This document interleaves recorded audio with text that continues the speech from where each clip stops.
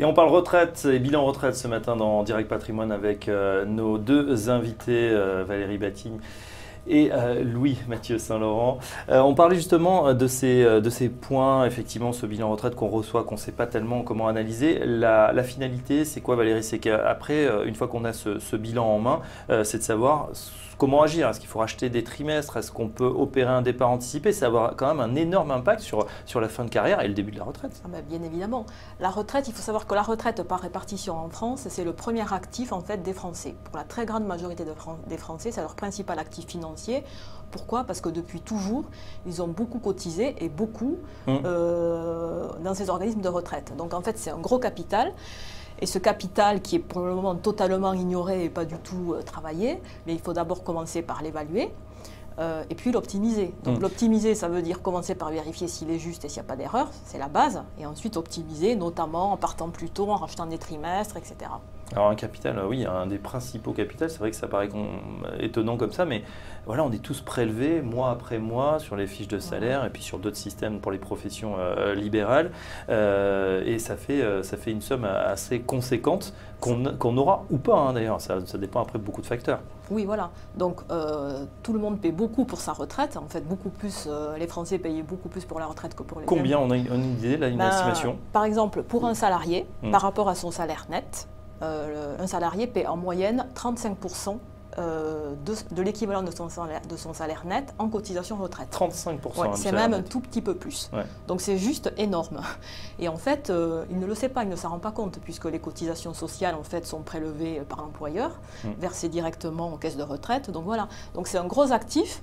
Et en fait, personne ne sait trop comment ça marche, comment ça fonctionne. Ça reste quand même un gros point d'interrogation. Oui, parce que ce n'est pas un capital voilà, qui est mis à la banque mois après mois et qui grossit, qu'on peut consulter. Et puis, il n'y a pas d'évaluation année par année. Voilà. Et puis, il y a des réformes qui peuvent raboter effectivement les points. Donc personne n'est capable de mesurer l'impact des réformes, etc. Donc, avec sa peine de retraite, c'est beaucoup plus facile. 35% du salaire net, hein, ce qu'on met de côté en cotisation. Louis-Mathieu Saint-Laurent, c'est vrai que les parcours sont très différents. Vous avez le cas par exemple de plusieurs vies dans une vie, un chef d'entreprise, mais avant d'être chef d'entreprise, peut-être il a été salarié et puis il reviendra au salarié après une expérience bonne ou mauvaise, avoir revendu sa société. Bref, on peut passer par différentes caisses, différents systèmes aujourd'hui. Je crois que vous avez eu le cas d'ailleurs récemment de quelque chose qui était parfait pour tester une solution telle que celle proposée par Sapiendo. Oui, en effet, c'est un client qui est venu nous voir parce que déjà de nationalité étrangère, qui a travaillé en Suisse et après qui est passé par des régimes privés, publics, d'indépendants et de salariat. Donc tout ça mis bout à bout, ça veut dire qu'à un moment donné, il a cotisé à différentes caisses, donc pour différents droits, et bien évidemment déjà pour quelqu'un en France c'est compliqué, mais en plus quelqu'un qui est né hors de France c'est encore plus complexe. Donc du coup, l'outil nous a permis en fait d'auditer et de reconstituer en fait sa retraite et du coup de pouvoir expliquer et surtout en fait de détecter les erreurs éventuelles. Ouais. Et du coup, c'était assez concluant comme expérience à terme justement. Il a pu parce qu'ensuite c'est à lui bien sûr de faire les démarches pour récupérer les trous dans la raquette, si je puis Après, dire. ça nous a permis de l'accompagner sur les démarches grâce en fait au courrier pré-généré par l'outil. Donc ça, c'est un vrai acte commercial et de service. Donc c'est vraiment top. Et donc ça l'a permis, après bien évidemment c'est lui qui l'envoie, hein, mais du coup on a pu lui remettre un dossier complet et clé en main.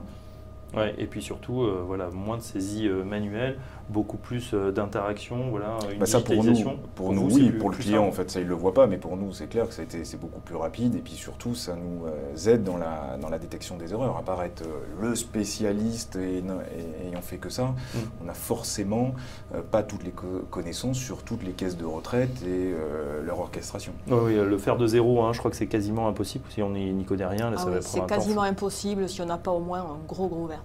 Et d'ailleurs, on ne l'a pas précisé, Valérie, mais Sapiendo Retraite, auparavant, avant d'avoir cette solution digitale, c'est d'abord votre expertise première, hein, évidemment, c'est votre cabinet. Vous travaillez depuis très longtemps sur ces systèmes. Je travaille depuis très longtemps dans ce cabinet que je dirige, qui est spécialiste du bilan retraite et de l'accompagnement à liquidation retraite.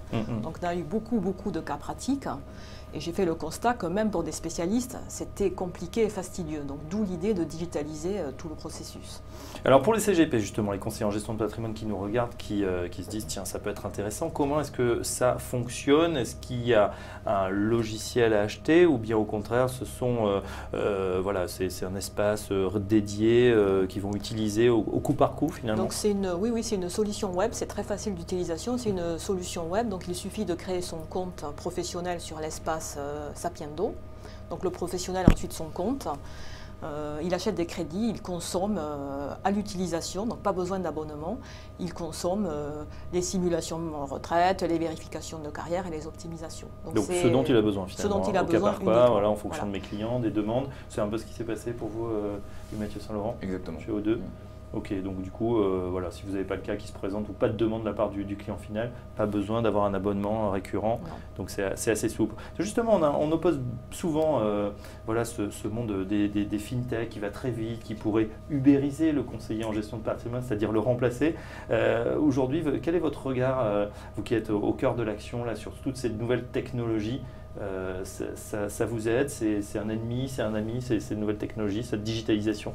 Moi, je pense qu'il y a deux types de fintech. Il y a celles qui peuvent justement nous aider à mieux exercer notre métier. Et puis il y a peut-être celles, encore faut-il que ça fonctionne. Et puis pour une clientèle aussi exclusivement Internet, qui n'est pas notre clientèle, je pense qu'il y en a pour tous les goûts. Donc il y a des gens qui veulent et qui voudront toujours être accompagnés parce que tout est quand même technique et quelle que soit la qualité des robots, je parle pour tous des robots d'allocataires d'actifs et tout ça, ça ne remplacera pas forcément la dimension conseil. Mais en tout cas, moi, toute la partie fintech qui nous aide à mieux exercer notre métier, à aller plus sécuriser notre conseil, comme Sapiendo, nous, on est demandeurs. Oui, on sait aussi que dans l'assurance vie, voilà, c'est des fois un peu compliqué. On voit de plus en plus de solutions 100% digitales, signature électronique qui se développent. Est-ce que vous aussi, vous allez, vous êtes réceptif? Est-ce qu'il y a une demande des clients d'abord? Nous, on est confrontés toujours à des clients qui disent pourquoi je n'irais pas le faire sur Internet. Donc déjà, je pense qu'il y a des idées reçues en disant qu'Internet, c'est zéro frais, ce qui n'est pas vrai. C'est moins de frais, mais la différence, elle n'est pas si énorme que ça, puisque vous prenez un contrat, si on parle d'assurance vie, un contrat d'assurance vie traditionnel, c'est 1% de frais de gestion. Contrat Internet, c'est 0,8 voire 0,6, donc il n'y a pas une différence énorme. Et vous n'avez pas forcément le conseil qui va avec. Donc la différence est faible. Et donc après, toute la dimension conseil, on ne l'a pas forcément avec Internet. En tout cas, vous êtes demandeur, on a bien compris, si vous pouvez vous passer justement de ces papiers et puis surtout piocher en fonction des besoins une offre digitale complète et performante. L'offre, la digitalisation, oui, ça on l'attend de pied ferme, ça commence. Mais si on pouvait être tout en digital et faire zéro papier, ça serait l'idéal. Oui, peut-être qu'on y arrivera bientôt.